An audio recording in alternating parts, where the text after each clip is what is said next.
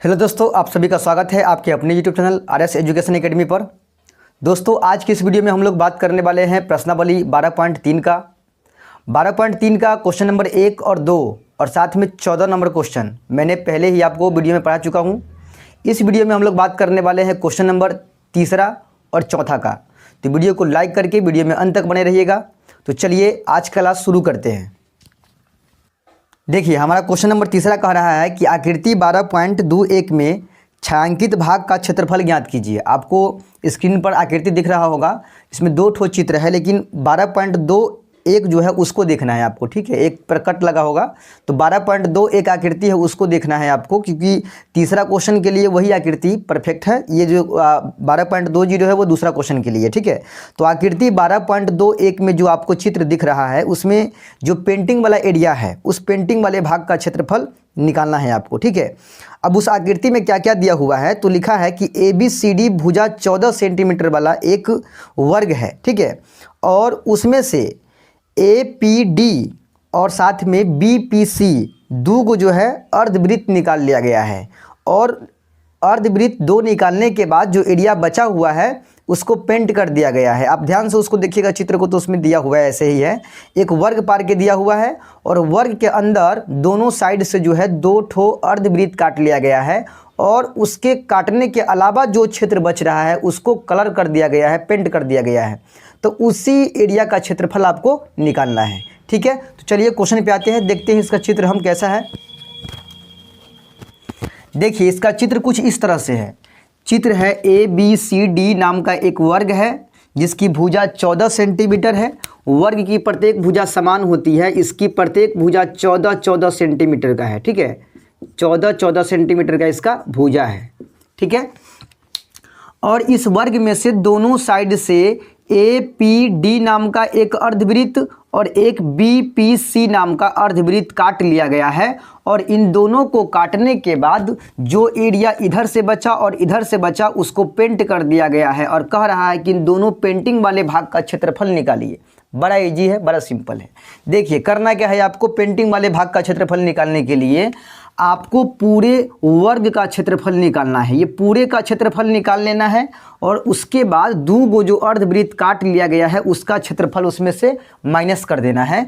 तो जो बचेगा वो आराम से पेंट वाले एरिया का क्षेत्रफल बच जाएगा। यानी कि वर्ग के क्षेत्रफल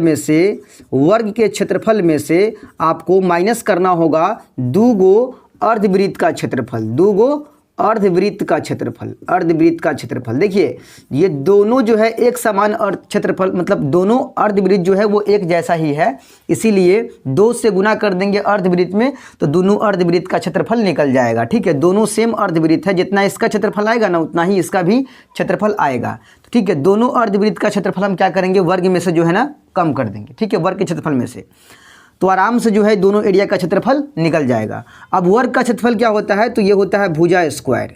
ठीक है, माइनस 2 गुने अर्धवृत्त का क्षेत्रफल क्या होता है, तो वो होता है 1/2 गुने पाई आर स्क्वायर, या 1/2 पाई आर स्क्वायर भी आप कह सकते हो, 1/2 पाई आर स्क्वायर। अब देखिए, हमको चाहिए इस सवाल को बनाने के लिए वर्ग का भुजा, क्योंकि वर्ग के क्षेत्रफल निकालने के लिए वर्ग का भुजा हमको चाहिए। उसके बाद अर्धवृत्त का क्षेत्रफल निकालने के लिए R आता है सूत्र में, R यानी कि त्रिज्या, वो हमको चाहिए। अब ये दोनों चीज़ कहाँ से आएगा, तो देखिए, भुजा तो दिया हुआ है कि ये वर्ग 14 सेंटीमीटर भुजा वाला है, तो इसका प्रत्येक भुजा 14 सेंटीमीटर का हो जाएगा, यानी वर्ग का भुजा क्लियर है। लेकिन अर्धवृत्त की त्रिज्या कहाँ से लाइएगा, देखिए ध्यान से देखिएगा, ये जो है B और C और A और D, ये AD भुजा और BC भुजा, ये दोनों वर्ग की भुजा है। AD और BC भुजा, ये दोनों जो है वर्ग की भुजा है जिसकी लंबाई है 14 सेंटीमीटर। ठीक है, अब बताइए, इसका ये भुजा जो BC है ये वर्ग की भी भुजा है, और साथ ही साथ ये जो अर्धवृत्त है इसका भी व्यास है ना, ये इसका भी ये व्यास है। ये AD भुजा जो है, ये AD इस अर्धवृत्त का व्यास है। ठीक है, तो व्यास का आधा कर देंगे, यानी कि अर्धवृत्त का जो व्यास है वो वर्ग के एक भुजा के बराबर है। अर्धवृत्त का जो व्यास है वो वर्ग के एक भुजा के बराबर है, यानी वर्ग के भुजा का आधा कर देंगे तो आराम से अर्धवृत्त का त्रिज्या निकल जाएगा। क्योंकि त्रिज्या जो होता है वो व्यास का आधा होता है।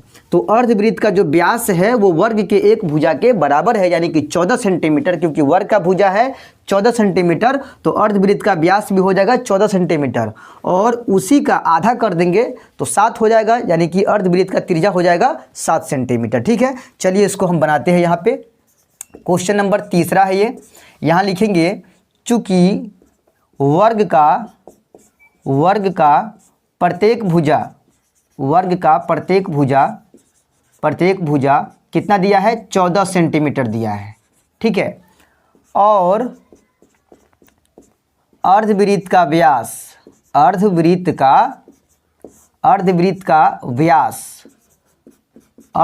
जो व्यास होगा वो वर्ग के एक भुजा के क्या होगा, बराबर होगा।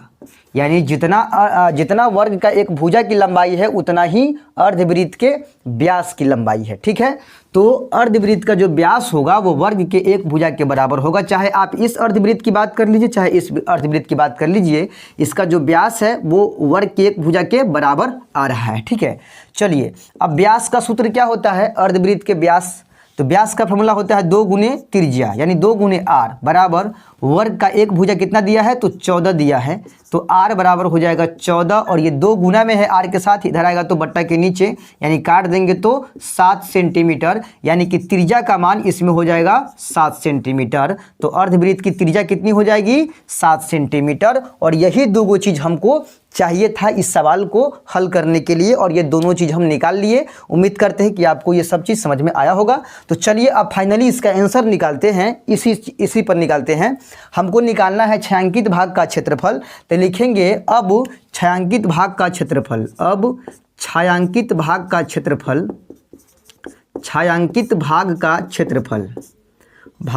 क्षेत्रफल। ठीक है, छायांकित भाग के क्षेत्रफल निकालने के लिए हम क्या करेंगे, पूरे वर्ग के क्षेत्रफल निकाल देंगे, और उसमें से इधर से जो खाली वाला भाग है वो और इधर से जो खाली वाला भाग है वो घटा देंगे। तो इधर से जो खाली वाला भाग है ये भी अर्धवृत्त है, और इधर से जो खाली वाला भाग है ये भी अर्धवृत्त है। तो दोनों अर्धवृत्त के हम क्षेत्रफल को कम कर देंगे, यानी माइनस कर देंगे पूरे वर्ग के क्षेत्रफल में से, तो आराम से पेंटिंग वाले का क्षेत्रफल निकल जाएगा। यानी कि यहाँ लिखेंगे वर्ग का क्षेत्रफल माइनस 2 गुने, इसको यहाँ मिटा देते हैं, 2 गुने अर्धवृत्त का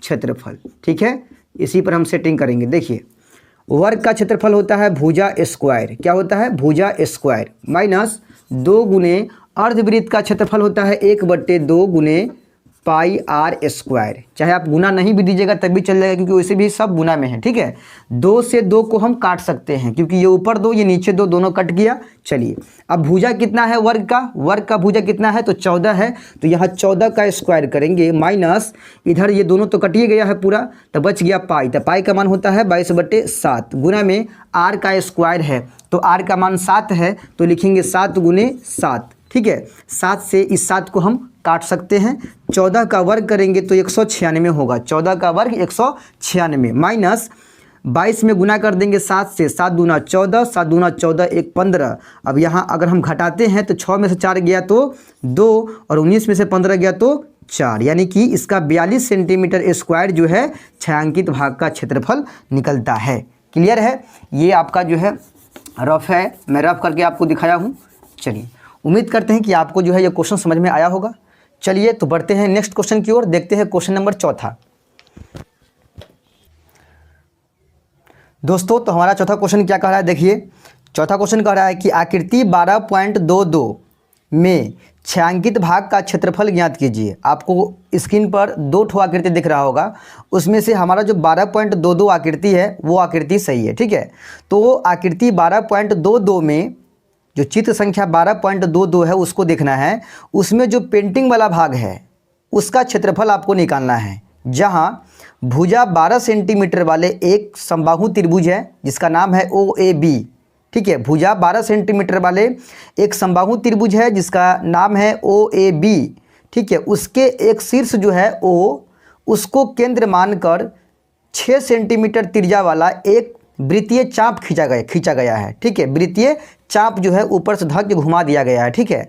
तो जो पेंटिंग वाला एरिया है उसका क्षेत्रफल आपको निकालना है। देखिए इस चित्र में नीचे तो OAB नाम का भुजा 12 सेंटीमीटर वाला समबाहु त्रिभुज दिया है।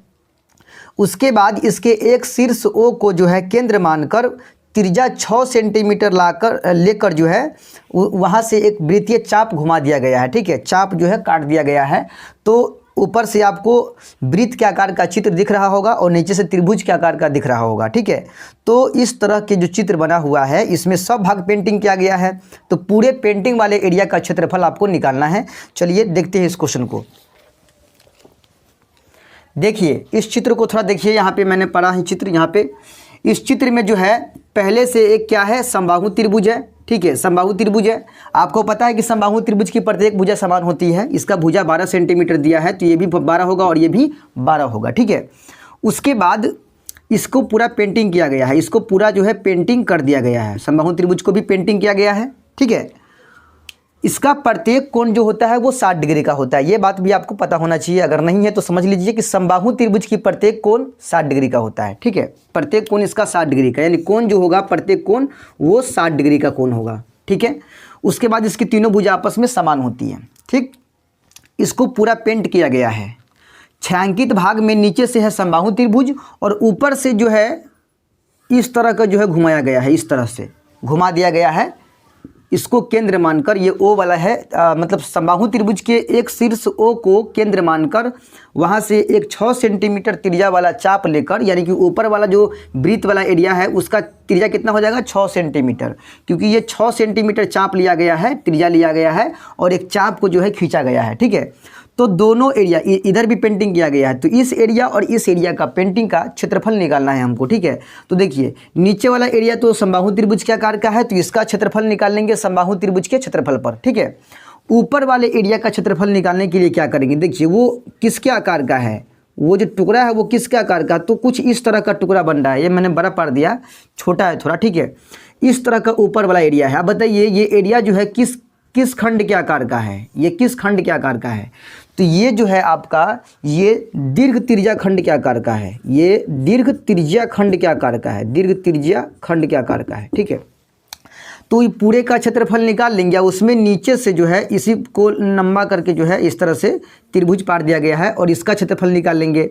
समबाहु त्रिभुज का निकालेंगे तो यहाँ तक निकल जाएगा क्षेत्रफल पूरे का, ठीक है। और साथ में दीर्घ त्रिज्या खंड का निकालेंगे तो पूरे का निकल जाएगा क्षेत्रफल। तो दोनों के क्षेत्रफल पर हम सेट करके छायांकित भाग का क्षेत्रफल निकाल सकते हैं, ठीक है। तो समबाहु त्रिभुज का क्षेत्रफल निकालने के लिए क्या फार्मूला, √3/4 गुने भुजा स्क्वायर, ठीक है। और जोड़ना पड़ेगा इसमें दीर्घ त्रिज्या खंड का क्षेत्रफल। फार्मूला होता है πr² × 1 - θ/360 डिग्री। ये सूत्र होता है दीर्घ त्रिज्या खंड का, दीर्घ त्रिज्या खंड के क्षेत्रफल का, ठीक है। इसमें r का मान चाहिए जो कि दिया है 6 सेंटीमीटर, ठीक है। थीटा का मान चाहिए तो समबाहु त्रिभुज है तो इसका प्रत्येक कोण जो है वो 60 डिग्री का होगा, यानी कि यहाँ पर भी हो जाएगा 60 डिग्री का कोण, ठीक है। चलिए उसके बाद भुजा जो चाहिए हमको, वो भुजा कितना चाहिए, तो भुजा हमको चाहिए समबाहु त्रिभुज की 12 सेंटीमीटर दिया हुआ है, ठीक है। चलिए मतलब कोई भी चीज़ निकालने की ज़रूरत नहीं है, सब कुछ यहाँ सवाल में दे रखा है ऑलरेडी पहले से। चलिए इसको हम बनाते हैं। क्वेश्चन नंबर 4 है आपका। यहाँ लिखेंगे चूँकि समबाहु त्रिभुज की प्रत्येक भुजा, समबाहु त्रिभुज की प्रत्येक भुजा, समबाहु त्रिभुज की प्रत्येक भुजा बराबर दिया है 12 सेंटीमीटर, ठीक है। तथा वृत्तीय चाप की त्रिज्या जो होगा यानी कि r वो हो जाएगा 6 सेंटीमीटर, ठीक है। और थीटा जो बनेगा वो 60 डिग्री का बनेगा, क्योंकि ये समबाहु त्रिभुज है इसका प्रत्येक कोण 60 डिग्री का होता है, ठीक है। हमको निकालना है छायांकित भाग का क्षेत्रफल, इसीलिए छायांकित भाग का क्षेत्रफल,